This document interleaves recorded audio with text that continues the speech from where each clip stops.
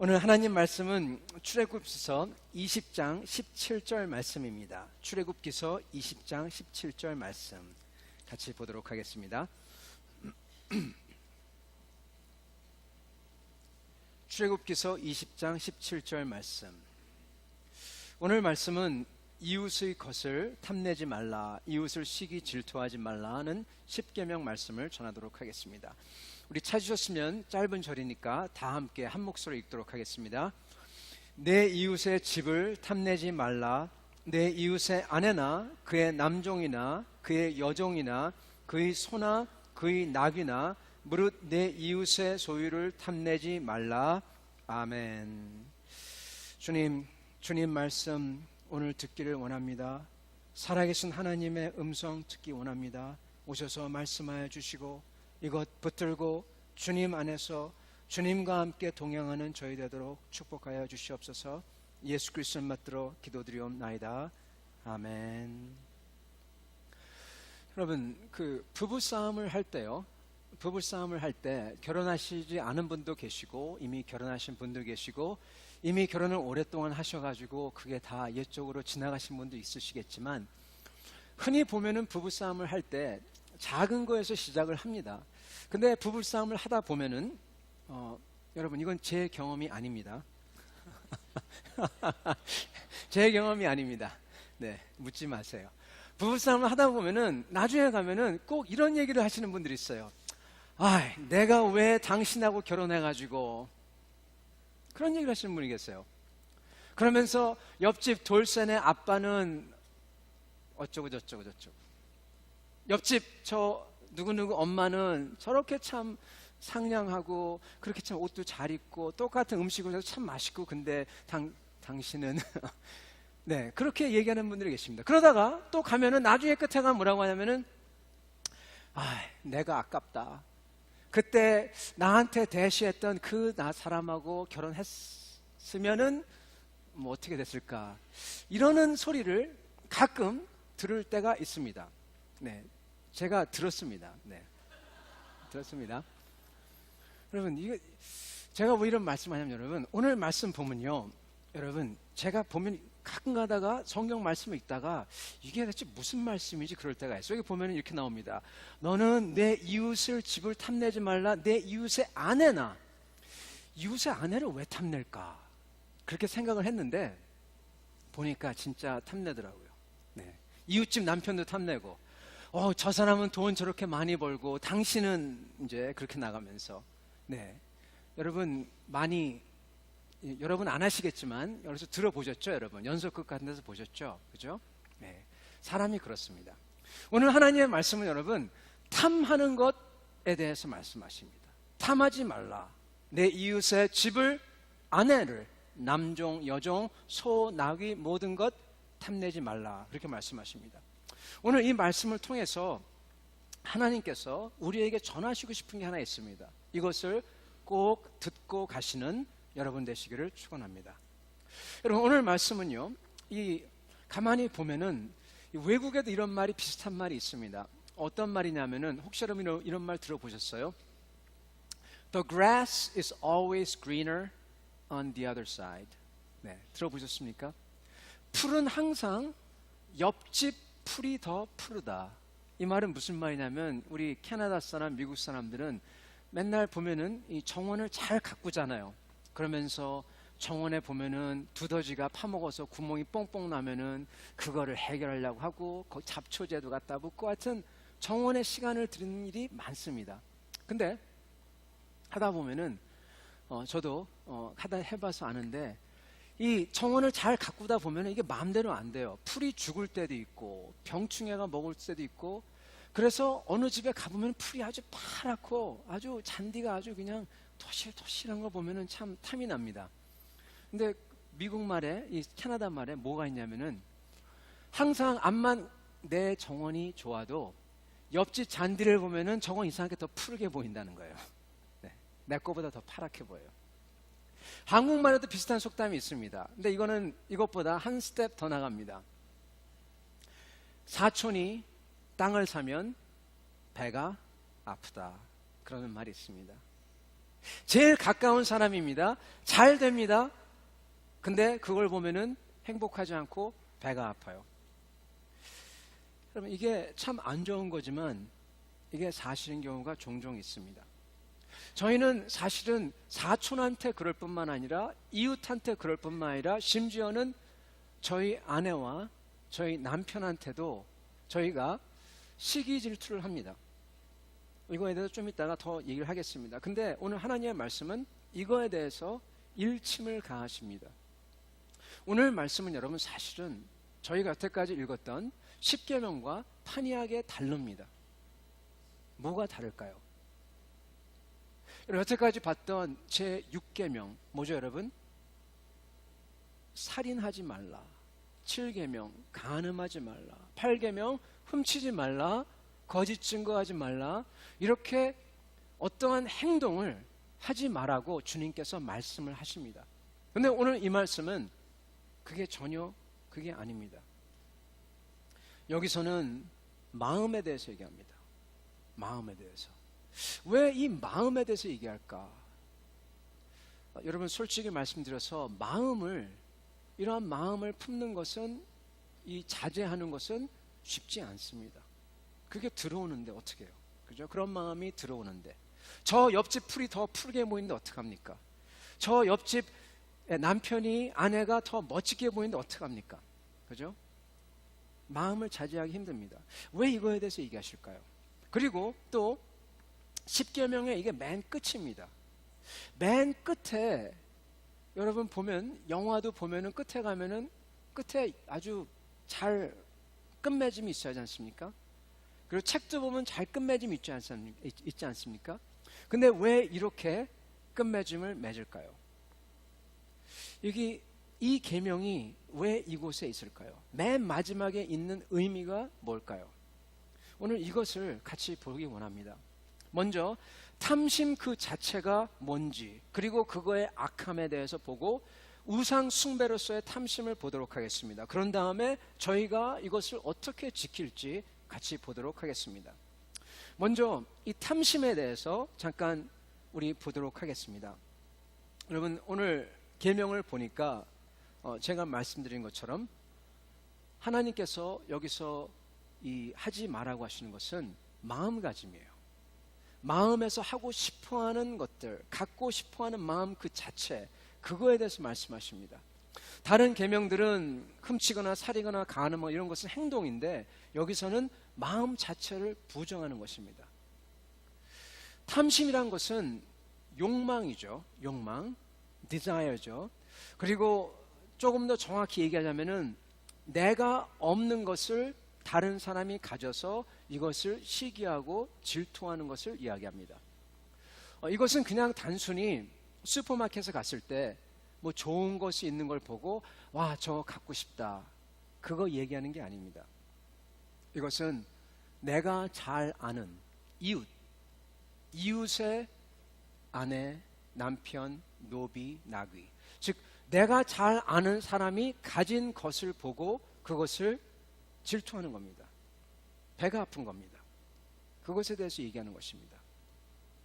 오늘 이 마지막 계명을 통해서 알 수 있는 것은 하나님께서 이것을 굉장히 중요하게 여기신다는 것입니다. 왜냐하면 이게 맨 끝에 있기 때문에 그렇습니다.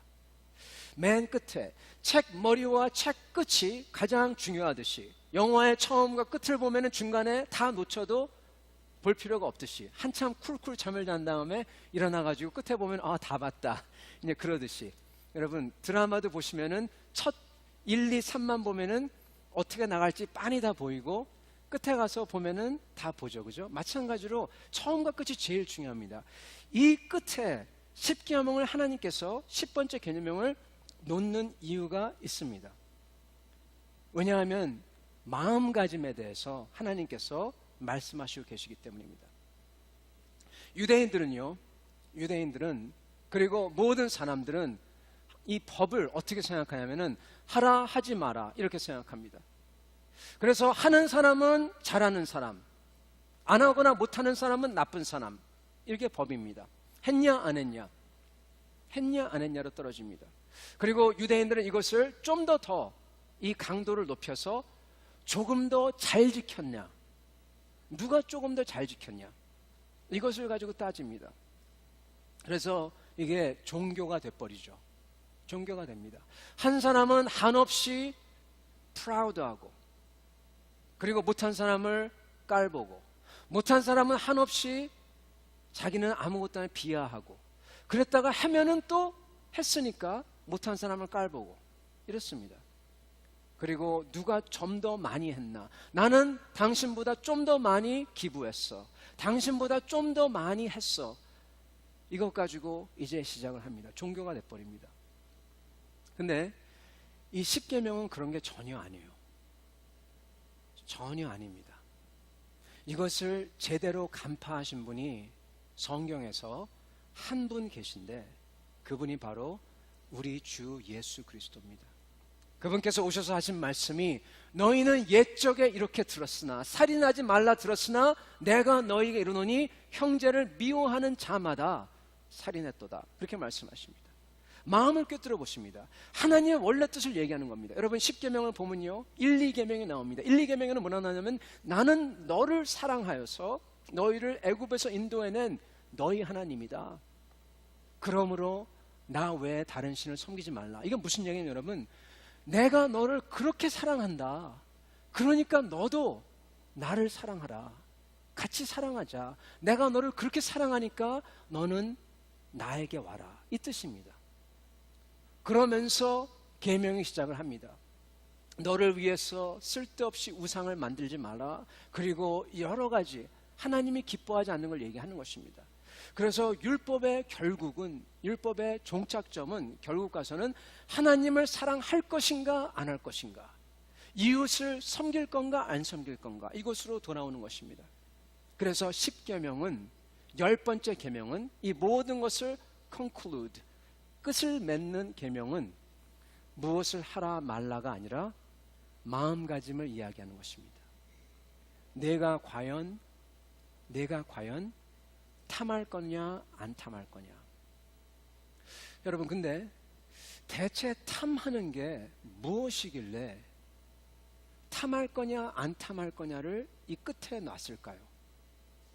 내가 과연, 예를 들어서 우상 숭배를 할 거냐 안 할 거냐, 내가 과연 다른 신을 섬길 거냐 안 섬길 거냐, 아니면 다른 사람을 미워할 거냐 안 할 거냐, 그런 마음가짐도 가능한데 왜 탐하는 것을 여기다가 집어넣었을까요? 맨 끝에 결론으로서. 여러분, 저희가 이것을 알 때 하나님의 저희를 향한 뜻을 잘 아리라 믿습니다. 여러분, 사람들은요, 이 탐하는 것, 자기가 안 가진 것을 갖고 싶어 합니다. 그리고 그 가진 것에 대해서 시기 질투합니다. 제가 아까 농담처럼 처음에 말씀을 드렸지만, 진짜로 얼마나 많은 사람들이 제가 카운슬링을 해보면은 와서 자기 배우자에 대해서, 그냥 배우자에 대해서 불평불만하는 게 아니라 다른 사람과 비교해서 못 가진 거에 대해서 얘기하는 사람이 얼마나 많은지 모릅니다.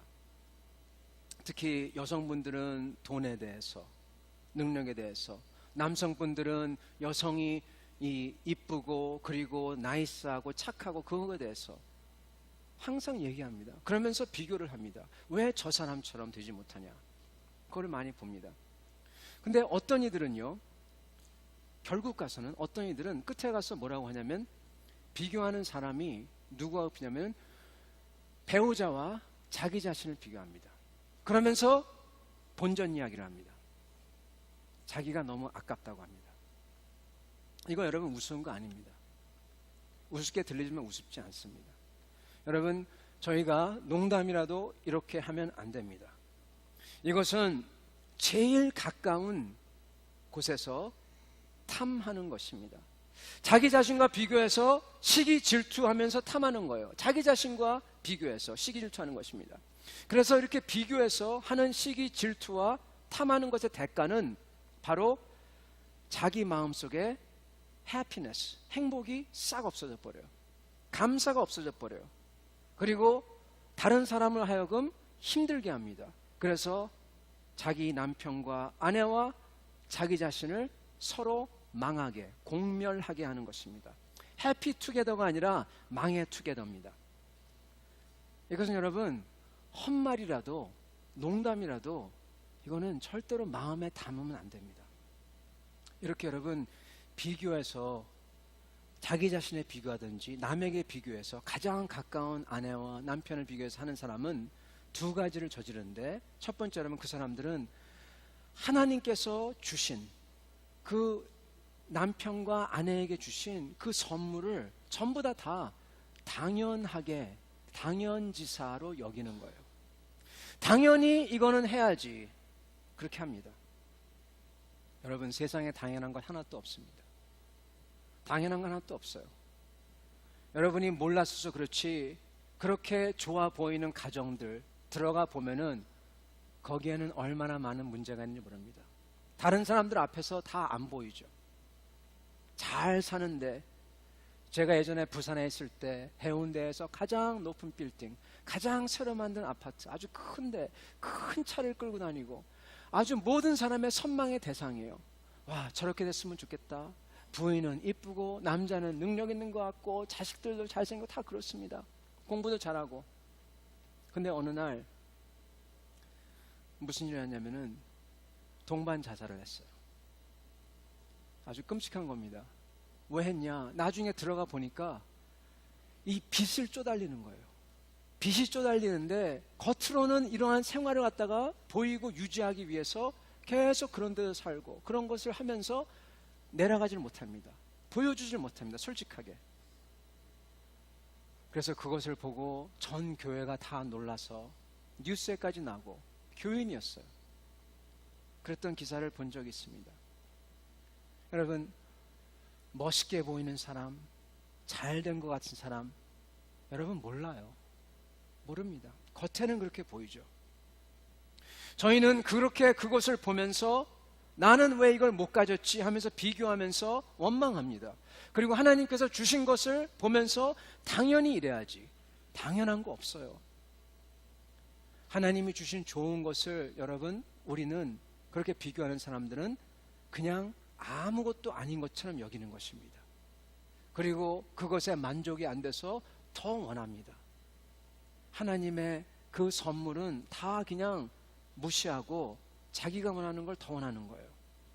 그런 사람들은 시기, 질투, 탐욕으로 그의 삶과 마음이 채색돼 가지고 감사와 기쁨이 다 증발해버리고요, 온데간데 없어지고요, 그리고 감사 대신에 불만이 있고 탐욕이 있으니까요 당연히 불평과 원망이 있고, 그래서 불만족, 원망, 화내고 싸우고 그런 삶입니다. 이것은 자기를 죽이고 배우자를 죽이고 가족을 죽이는 겁니다. 파멸의 길로 모는 것입니다. 여러분, 저희는요, 그래서 이 태도가 어떠한 태도에 따라서 잘못된 태도와 마음가짐은 아주 무거운 죄인 것입니다. 생각을 잘해야 돼요. 마음 관리를 잘해야 됩니다. 여러분, 그래서 우리 태도가 중요합니다. 아무리 환경이 나쁜 것 같더라도 불평하면 안 됩니다. 비교해서 탐내면 안 됩니다. 왜냐하면 하나님이 그런 환경을 허락했기 때문에요. 아니, 하나님이 왜 이걸 허락했어? 저 사람 때문에 그래. 저 사람만 없었다면 나는 잘 필 텐데, 내 인생은. 그렇게 말하는 분들이 계십니다.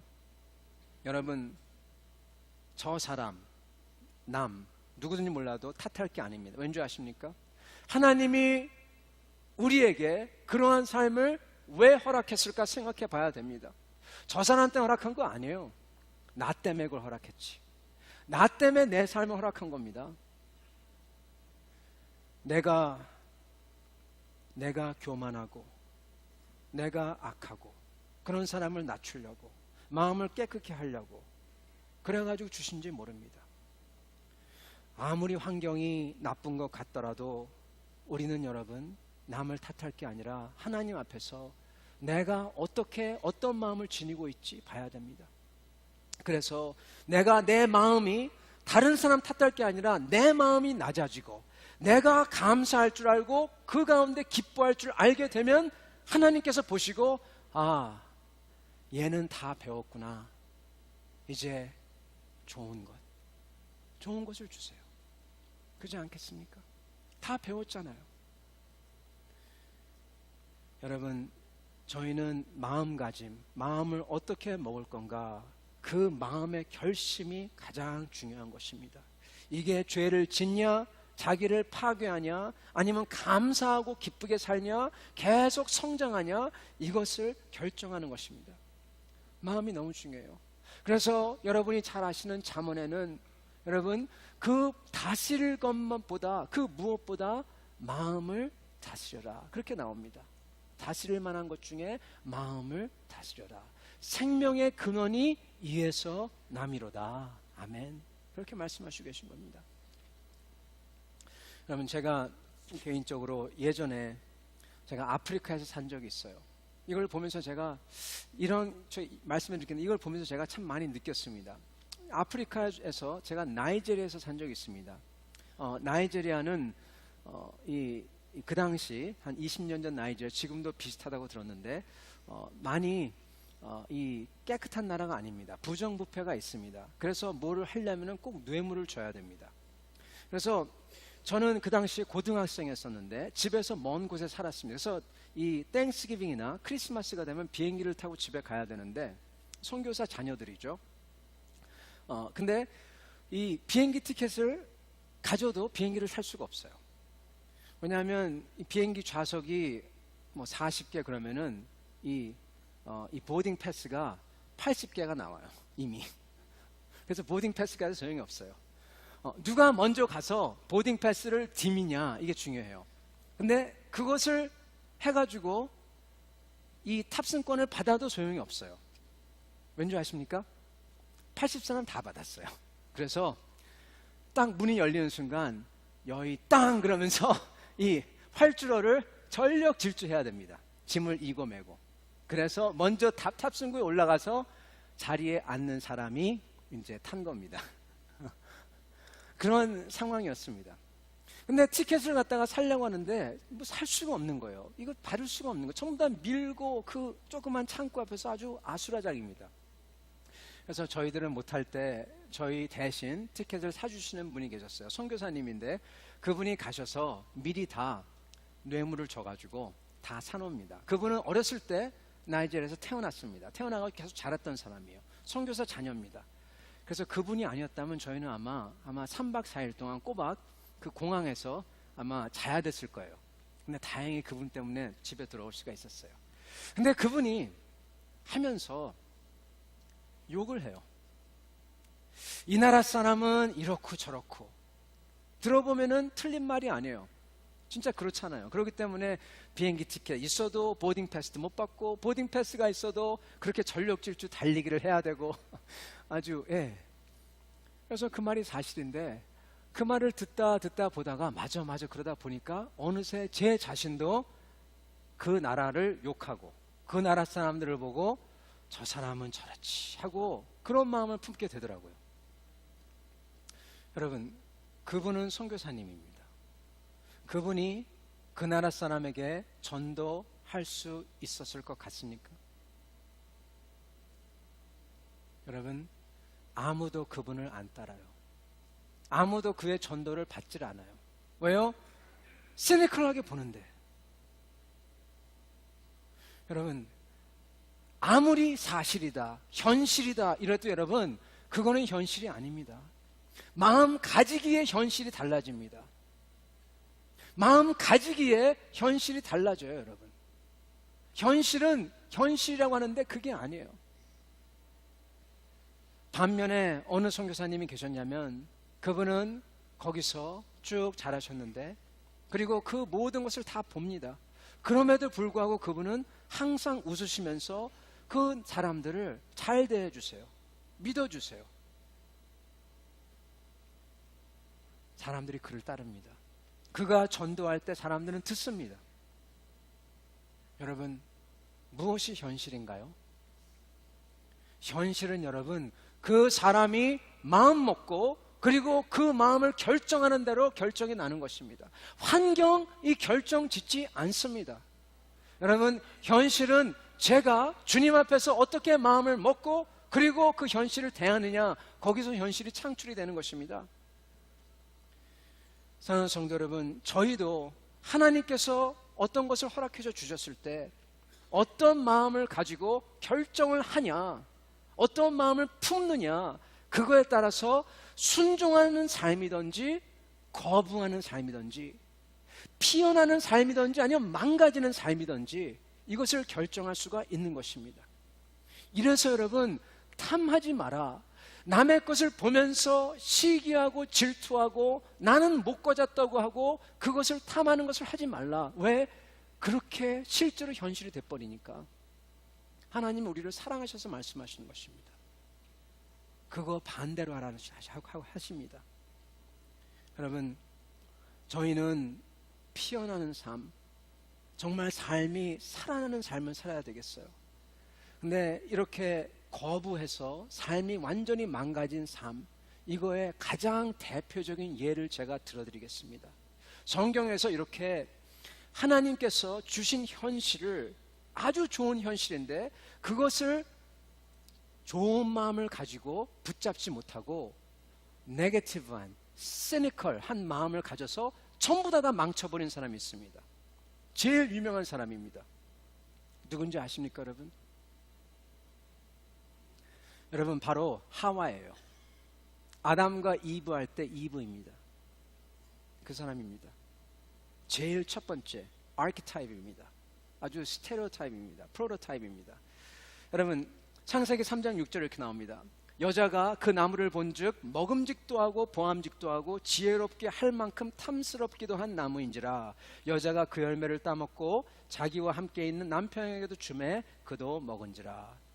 여러분, 여기 보면요, 이브가, 하와가 탐스러웠다, 탐했다, 똑같은 단어가 쓰입니다. 탐했다 그럽니다. 무엇을 탐했을까요? 탐스러운 열매를 탐했을까요? 배고파서? 여러분, 하와가 그 열매를 봤을 때 먹음직스럽다, 탐스러웠다 그랬는데 이 바로 전에 있는 뱀, 소위 뱀이라고 하죠. 사단의 사단이 이렇게 의인화는 아니지만 이렇게 형상화돼서 나오는 그거죠. 그 뱀이 하와에게 던진 말이 있습니다. 뭐라고 하는지 아십니까? 하나님께서 정녕 너에게 이것을 먹지 말라고 했느냐. 그러니까 이것 먹으면 안 되고 터치해도 안 된다. 그러면서 이거 먹으면 죽는다. 그러니까 그 뱀이 하는 말이 하와에게 네가 이것을 먹으면은 너는 하나님 같이 될 거다. 그렇게 얘기합니다. 여러분, 탐했다는 것은 무엇이냐? 바로 그 말 뒤에 얘기가 나옵니다. 그런 다음에 그걸 봤을 때 보암직하고 먹음직스럽고 탐스럽다. 탐할 만했다. 이브가, 하와가 탐했던 것은 이 열매가 아니라 하나님의 지위입니다. 하나님의 포지션이에요. 그걸 탐했다는 것입니다. 여러분, 이거 아세요? 하와는요, 가질 것 다 가진 사람입니다. 창세기 1장부터 2장을 보면은 하나님이 아주, 이 기자가 힘을 들여가지고 기록하는 게 있는데 그게 뭐냐? 하나님께서 자기가 사랑하는 인간에게 모든 것을 하나도 하나님이 막지 않고 다 줬다는 것입니다. 그게 창세기 1장과 2장에서 그렇게 세밀하게 서술한 이유입니다. 하나님께서 자기 자신 말고는 다 줬다는 것입니다.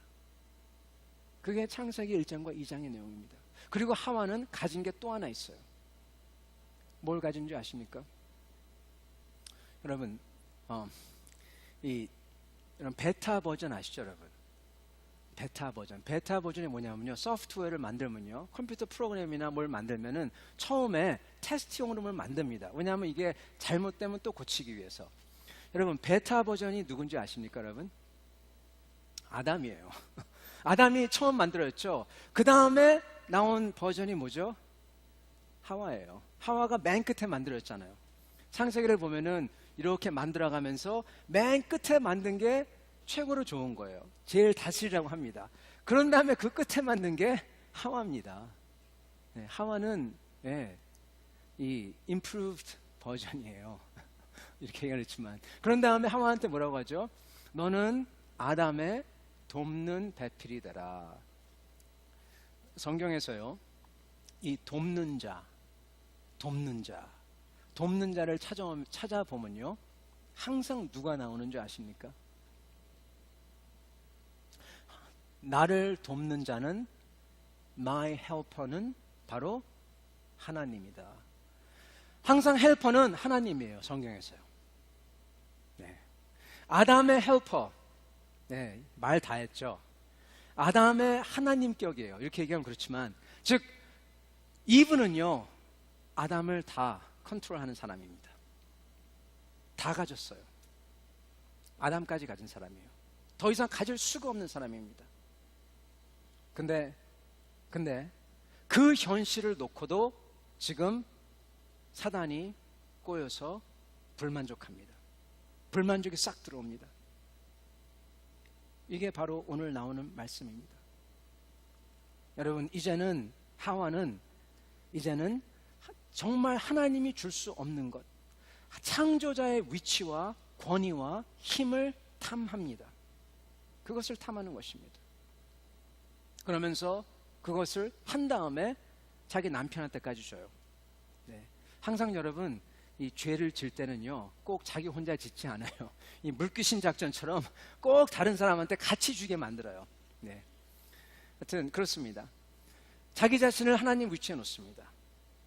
하나님 자리에 앉습니다. 이것을 보고 뭐라고 하느냐? 이것을 보고 우리는 우상이라고 합니다. 우상. 여러분, 탐하는 것의 끝에는 우상이 있습니다.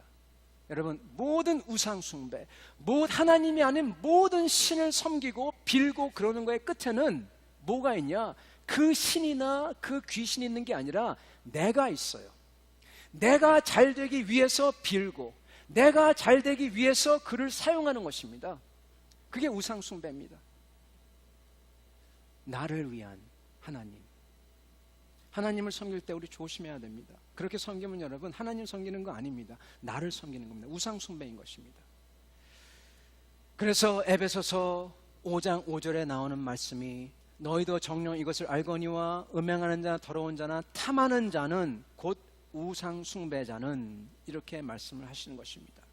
십계명에 나오는 탐심이란 곧 궁극적으로 자기를 섬기는 우상 숭배입니다. 하나님께서 2계명에 하나님만을 사랑하라, 우상 숭배하라 하지 마셨죠? 그것이 실질적으로 어떻게 나타나냐? 바로 이렇게 나타난다. 10계명에서 얘기하는 것입니다. 무엇이냐? 자기를 섬기고 남과 비교해서 탐하는 것, 이게 바로 우상 숭배다. 처음과 끝이 그렇게 끝나는 것입니다. 여러분, 그렇기 때문에 이 탐하는 것은 죄 중에서 가장 무거운 죄인 우상 숭배인 것입니다. 왜냐하면 탐할 때 내 욕망을 하나님의 뜻을 거슬러 올라가서 그 위에 놓기 때문입니다. 하나님과 주님 위에 있는 내 욕망, 내 자신, 우상입니다. 여러분, 그렇기 때문에 이 계명이 맨 끝에 있는 것입니다. 사랑하는 성도 여러분, 우리는 하나님을 섬길 때 무엇을 하고 안 하고, 이것도 중요하지만 참으로 내가 누구를 섬기느냐, 누구 면전 앞에 있느냐, 이것을 항상 기억해야 됩니다. 이것을 잊어버리는 사람이 자기가 막 화를 아무렇게나 내고, 여러분한테 말씀드렸죠? 아나무인입니다. 무서운 사람이 없습니다. 이것을 잊어버리는 사람이 남의 것을 탐하고 그것을 더 위에 놓으려고 하고, 그리고 비교하고 불만족하고, 하나님이 그렇게 많이 주셨는데 그 은혜는 다 잊어버리고 망하는 길입니다. 우리는 절대로 그러면 안 되겠습니다. 성도 여러분, 이 10계명, 이것이, 이 conclusion이, 이 결과가, 이 끝에가 모든 10계명을 말씀해 주고 있습니다. 저희는 오직 하나님만을 사랑해야 되고, 저희 자신의 마음을 하나님 위에 놓으면 안 된다는 것입니다. 사랑하는 성도 여러분, 이것을 지켜야 합니다. 이것을 어떻게 지킬까요? 어떻게 하면 이것을 지킬 수가 있을까요? 제가 정답은 없습니다. 그러나 제가 여러분에게 이것을 미연에 방지할 수 있는 것, 우리가 할 수 있는 것 몇 가지를 소개해 드리고자 합니다. 이런 죄 짓는 것을 방지하려면 여러분, 먼저 조심해야 되는 게 뭐냐면 여러분, 저희 말을 조심해야 됩니다.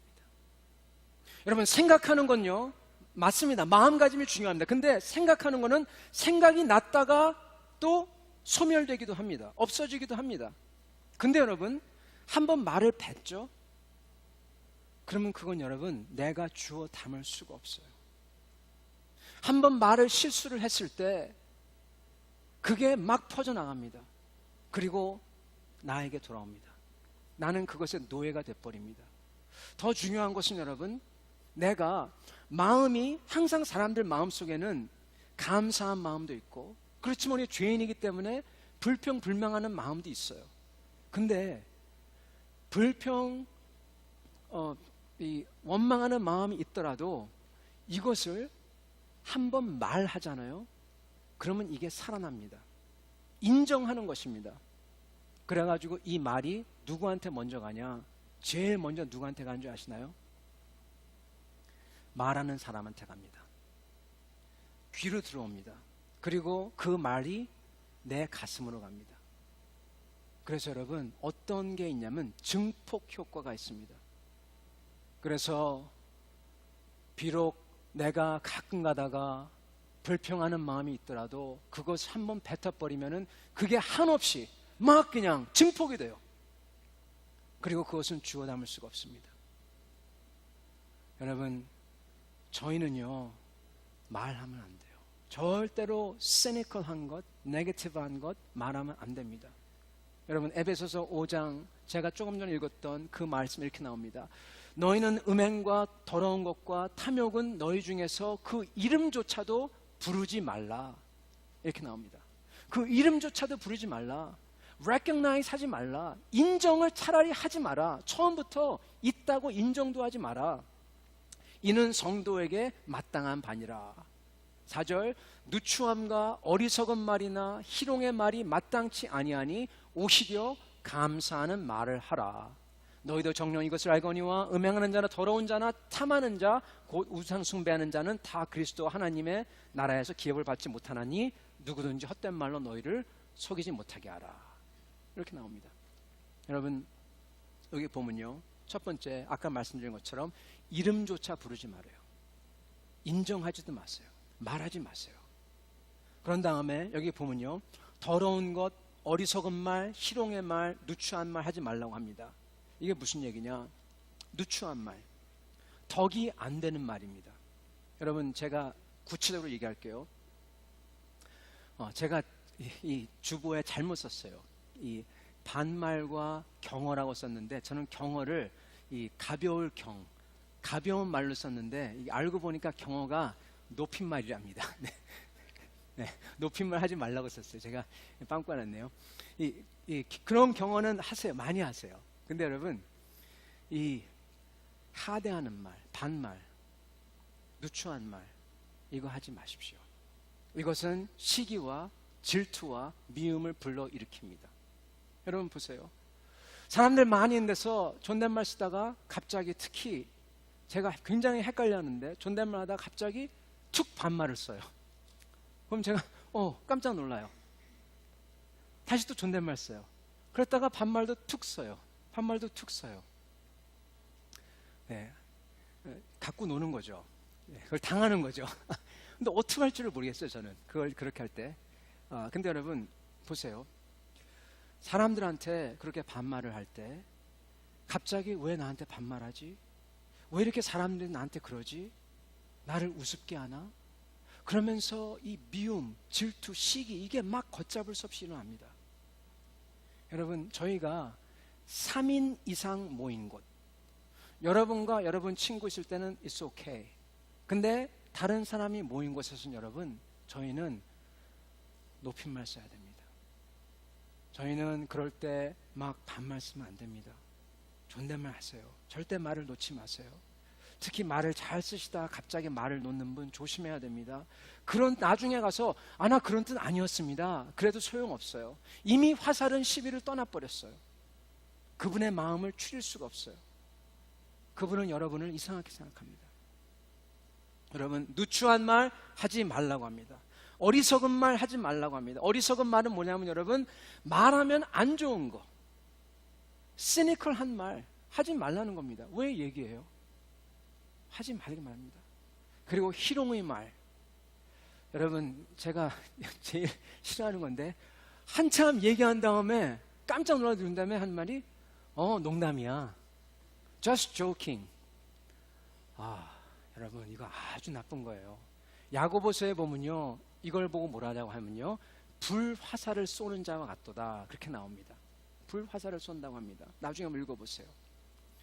여러분, 저희는 그렇게 어리석은 말, 희롱의 말, 누추한 말 하지 말고, 그리고 저희가 이 현상을 보고 그것을 인정하는 이름조차 부르지 말고, 그 대신 뭐를 하냐? 여기 나옵니다. 오히려 감사하는 말을 하라. 감사하는 말을 하라. 저희 크리스찬은 방법은 딱 하나입니다. 감사밖에 없습니다. 감사하는 사람은 은혜 받은 사람, 감사하는 사람은 승리하는 사람, 감사하는 사람은 하나님 사랑하는 사람, 감사하는 사람은 복 주는 사람입니다.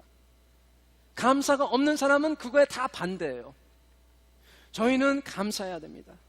여러분, 크리스찬의 가장 기본, 크리스찬이 하는 모든 선한 것, 그것의 근본이 뭐냐? 바로 감사입니다. 그래서 하는 말이 신약의 모든 윤리는 바로 감사다, 그렇게 얘기합니다.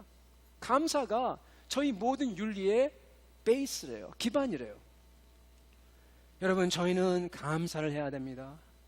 감사를 할 때, 그것을 인정할 때, 암만 나쁜 게 많이 있어도 하나님께서 주신 은혜를 딱 잡고 그것을 감사하면, 그것을 하나님의 은혜를 magnify, 증폭하는 것입니다.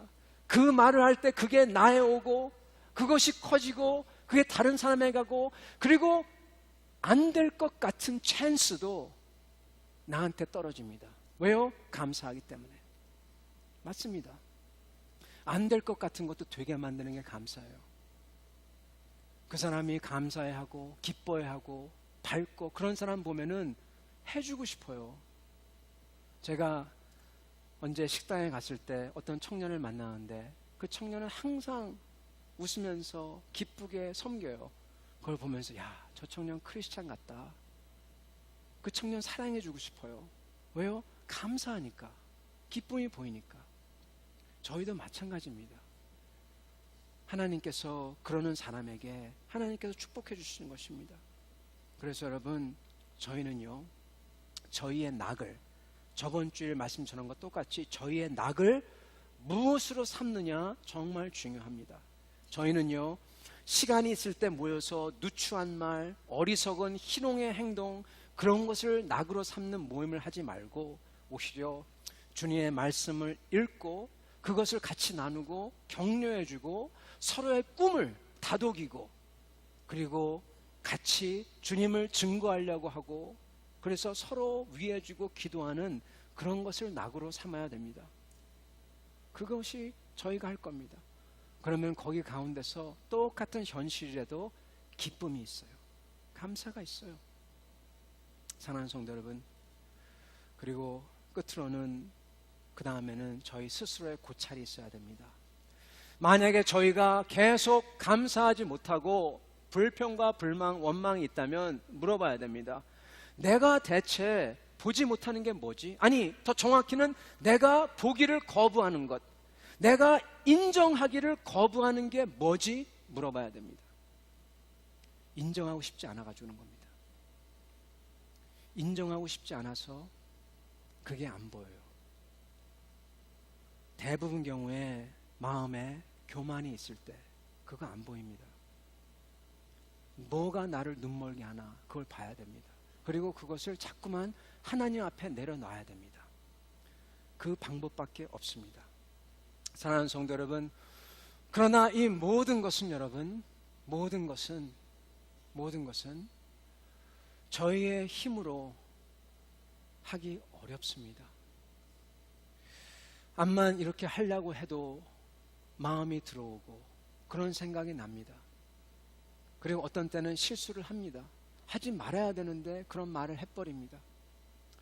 여러분, 저희가 이것은 이 계명은, 마지막 계명은 끝으로 저에게 뭐를 가르쳐주고 있냐면요, 율법으로 하나님 앞에 갈 수 없다는 걸 얘기하고 있습니다. 행위로서 이거 하고 저거 하는 거로서 저희가 선하게 될 수가 없어요. 마음을 얘기하고 있어요. 이 율법은 뭐를 가리키냐? 우리에게 뭔가 더 필요하다 가리킵니다. 내 마음을 얘기하고 계신데, 그 뭔가 더가 무엇입니까? 바로 우리 주 예수 그리스도의 십자가입니다. 암만 내가 해도 안 되는 것, 율법을 지켜도 안 되는 것, 주님께서 우리 주 예수 그리스도를 주심으로써 해결하십니다. 저희는 어떻게 해결할 수 있냐? 저희는 우리 주님, 평화의 주님, 나를 사랑하시는 그 주님이 아무 말도 안 하시고 십자가에 달리시고 그 십자가가 세워지는 것을 보면서 그 앞에 나아가는 것입니다. 그걸 볼 때 나의 자랑, 나의 교만 다 사라지고 내가 가진 탐심, 시기, 질투 다 녹아버립니다. 그러면서 주님, 나 같은 죄인도 주님이 사랑하시는군요. 그렇게 되는 것입니다. 사랑하는 성도 여러분, 말씀을 맺도록 하겠습니다. 저희가 할 수 있는 것 최선을 다해서 합시다. 그러나 궁극적으로는 저희는 주 예수 그리스도의 십자가 앞에 나와서 그를 붙들어야 합니다. 그럼으로써 이 모든 계명을 저희가 지킬 수 있고, 저희가 지키지 못한다고 하더라도 하나님께서 그럴 수 있도록 길들을 열어주실 것입니다. 이렇게 주님 앞에 나와 주님의 은혜를 받으며 하나님 아버지를 정말로 사랑하고, 그리고 우상을 버리고 하나님 앞에 나오는 여러분과 저 되기를 축원합니다. 같이 기도하시겠습니다.